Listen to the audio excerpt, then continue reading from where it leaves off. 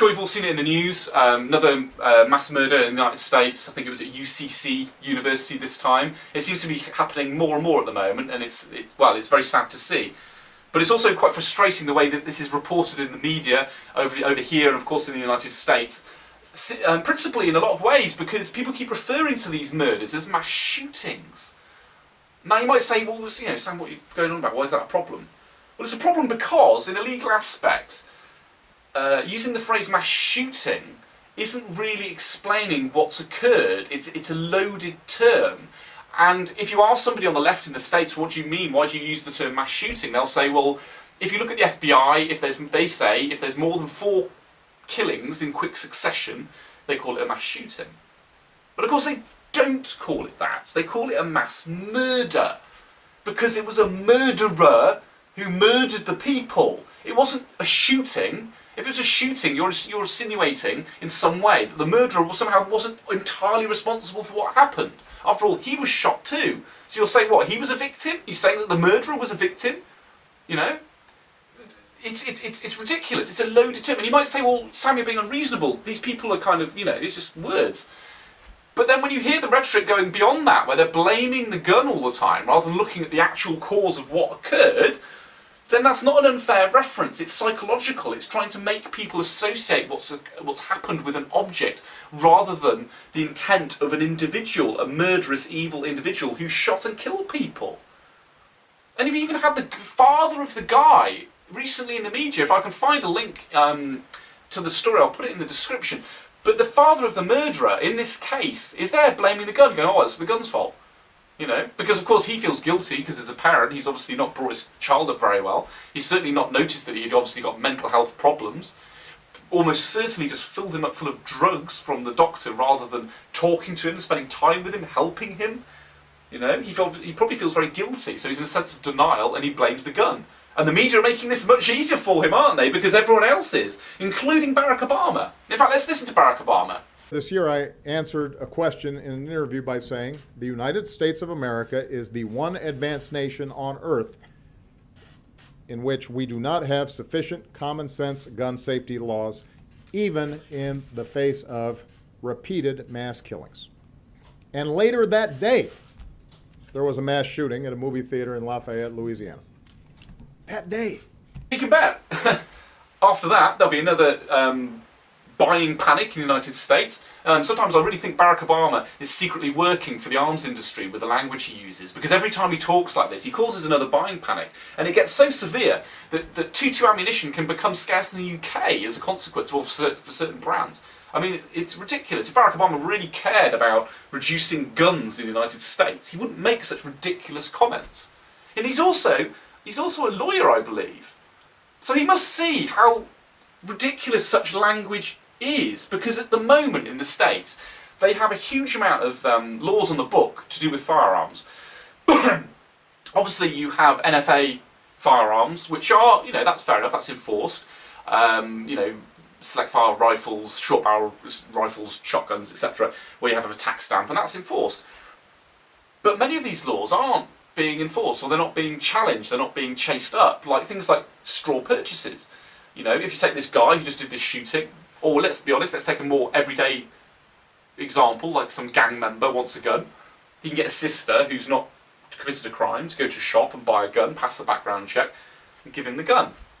The police refuse to investigate such crimes because they don't have time, apparently. They'd sooner wait until that guy goes out and murders someone with the gun, and then they'll go and chase it up then.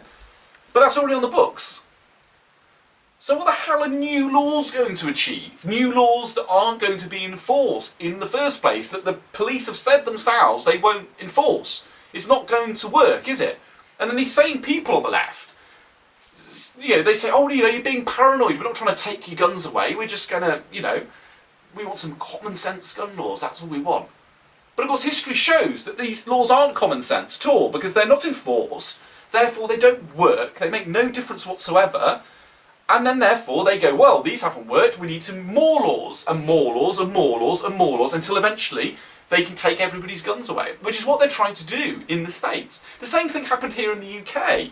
And anyone who deludes themselves in the UK to think our gun laws prevent mass shootings You know, I just need to direct them to Raoul Moat in 2010. He'd just come out of prison, got hold of a shotgun, and I believe a .22 rifle. He blinded a policeman, he killed some other people. You know, it didn't make any difference. Luckily, we've got such saturation point here in the UK now, that there's not really any new laws you could come up with. So luckily, it didn't come to that. But it's case in point that the pistol ban, the semi-auto rifle ban, made absolutely no difference at all. And if Raoul Moat had really wanted to, if he'd been really, you know, thought about what he was doing, he could have planted a bomb or whatever. I mean, we know the IRA have done that in the past. In fact, the IRA would probably be testament to the fact that a bomb is probably a lot more effective than a gun. So, you know, it's a moot point, really. It's ridiculous. And it's dishonest. The way this is being termed is completely dishonest. It's not about trying to solve the problem, because if it was, there'd be emphasis on the murderer, which is what I was saying in the first place, because if we were concentrating on the motivations of the murderer, instead of talking about guns, we might actually be able to pass legislation that would fix the problem. Like, for instance, in America, I mean, sorry to you guys, because I think your country's great, but your healthcare system is screwed. It's just not working at all. Barack Obama gets in on a mandate of Obamacare and making it available to everybody, but it was all a massive rip-off, because he was in the pockets of the Big Pharma and of the insurance industry.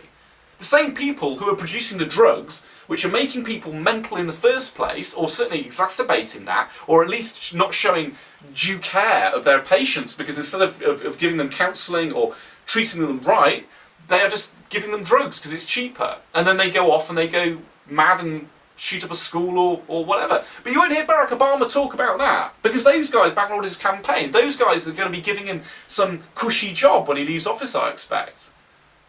So don't get sucked into this rhetoric, because it's frankly bullshit, and it's done to placate a population who of what I can gather are very simplistic people. And we have the same problem in the UK, as I'm not saying it's an American thing, but people want to look at things as black and white and say, right, this is bad, this is good, let's ban that, job done, we can go off.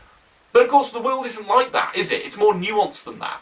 For instance, in this case, if that same guy had said he was motivated by a perverted idea of Islam, nobody would be talking about guns right now. They'd be talking about, I don't know, checks in immigration and checks in sort of radicalisation and all that sort of stuff, which actually in that instance would be a sensible reaction. But they're not. They're just talking about guns because there's an agenda. But either way, let me know what you think. I got some information from this from a guy called Justicars, I think. I'll put a link to his video in the description. He gave some sort of good legal background on this, and I'll put a link to the father of the shooter trying to blame guns and anything else I can think of that's relevant. But by all means, let me know what you think, because I'm starting to get a bit fed up of this. I'm fed up of this propaganda, this constant stupidity, talking about a subject and not really trying to deal with the cause of the problem, and just looking at the method used to carry it out, which is, you know, fairly irrelevant, really. So either way, hope you enjoyed that. Like and subscribe.